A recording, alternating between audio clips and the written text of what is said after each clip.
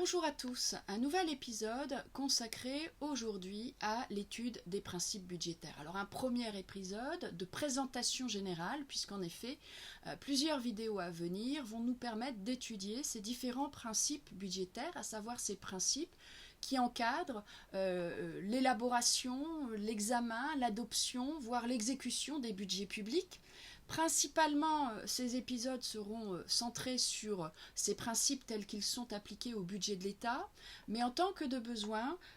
nous ferons des détours par les finances locales, par les finances sociales, en raison des particularités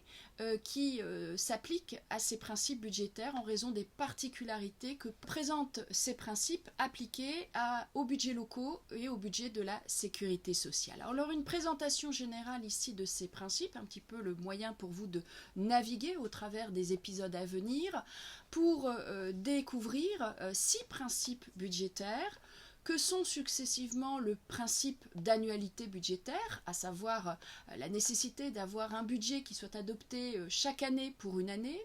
le principe d'universalité budgétaire qui couplé au principe d'unité budgétaire, doit permettre que toutes les dépenses et toutes les recettes de l'État soient identifiées au sein du budget qui, si on prend le cas de l'État qui est soumis aux assemblées parlementaires, que toutes ces dépenses et ces recettes de l'État soient présentées dans leur intégralité et au sein d'un document unique, en l'occurrence la loi de finances, permettant aux assemblées parlementaires d'avoir une réelle clarté sur le contenu du budget de l'État. 3 principes budgétaires, annualité, unité, universalité. On va y ajouter le principe de spécialité budgétaire, la spécialisation des crédits, qui doit conduire à présenter aux assemblées parlementaires un niveau de détail suffisant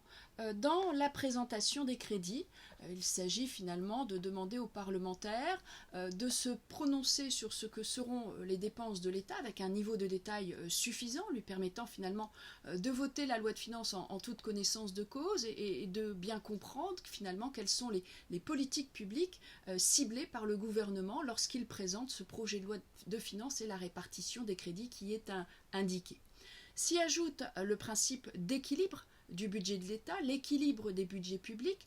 Ce sera là l'occasion de faire des détours, notamment par les finances locales, parce que on constatera à ce moment-là que le principe d'équilibre des budgets publics n'a pas du tout la même tonalité selon que l'on parle de l'État ou des collectivités locales. Vous le maîtrisez déjà à ce stade de votre appréhension du cours. Nous avons déjà étudié les niveaux de déficit budgétaire en France, à la fois du budget de l'État, des budgets locaux et même la situation de la sécurité sociale. C'est de cela dont il est question, c'est-à-dire de découvrir finalement quelle est la pertinence de ce principe d'équilibre. Vous le devinez, il n'en a pas s'agissant du budget de l'État, puisque chiffre à l'appui, nous avons étudié en temps utile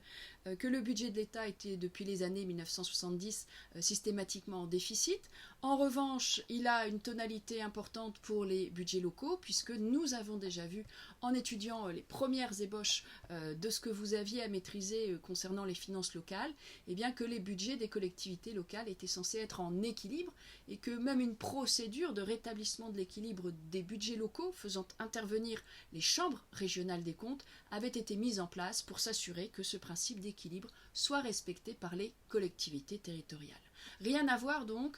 s'agissant de ce principe budgétaire d'équilibre, entre son application au budget de l'État et aux budgets locaux si on ne prend que ces seuls exemples. On en arrive à un dernier principe budgétaire qui présentera d'ailleurs la particularité de ne pas avoir la même intensité historique que les précédents. Autant les 5 principes que je viens de vous signaler, on pourra constater qu'ils ont systématiquement une source, notamment sous la Restauration, en tout cas une intensité historique relativement conséquente. Ce n'est pas le cas pour le principe de sincérité. En effet, ce principe de sincérité, on va en trouver un premier fondement juridique avec la LOLF, avec la loi organique du 1er août 2001. On va en trouver trace dans la jurisprudence du Conseil constitutionnel dans les années 1990, mais pas avant, en tout cas s'agissant du budget de l'État. Une notion de sincérité qui, vous le voyez, renvoie à une exigence de la part du gouvernement. On exige de lui qu'il présente de manière sincère les dépenses et les recettes de l'État, sous-entendu, eh bien finalement, que la totalité des dépenses de l'État l'État soit présenté dans le cadre de ce budget sans que les chiffres finalement ne soient manipulés, et de la même manière pour les recettes, sans qu'il y ait une tentation par exemple de gonfler artificiellement, en tout cas de surévaluer le montant de ces recettes attendues pour financer le budget de l'État. Voilà ce qui nous attend dans les vidéos à venir, à savoir effectivement une présentation de chacun de ces 6 principes budgétaires. J'aurais tendance à associer l'étude des principes d'unité et d'universalité budgétaire, car finalement ce sont 2 facettes qui se superposent et qui impliquent finalement des conséquences quasiment identiques, mais sous cette réserve, effectivement, plusieurs vidéos à venir vont vous permettre d'identifier à la fois alors le cadre juridique applicable, l'évolution dans le temps si c'est nécessaire, et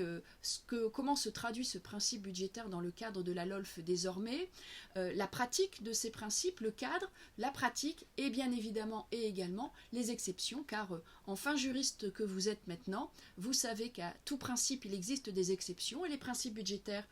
n'y font pas exception. Il existe effectivement un certain nombre d'aménagements qui ont été apportés à ces principes budgétaires, ne serait-ce que pour en garantir l'effectivité, car rien n'est plus délicat à appliquer qu'une règle trop stricte qui ne serait assortie d'aucune exception. Il s'agit ici de mettre un petit peu d'huile dans les rouages, de manière effectivement à ce que ce principe ne soit pas méconnu, ou en tout cas irrégulièrement méconnu. Ce n'est pas le cas, puisque et la LOLF et avant elle, l'ordonnance de 1959, ont prévu un certain nombre de tempéraments à ces différents principes budgétaires, tempéraments que nous allons étudier successivement dans les vidéos vers lesquelles je vous renvoie maintenant.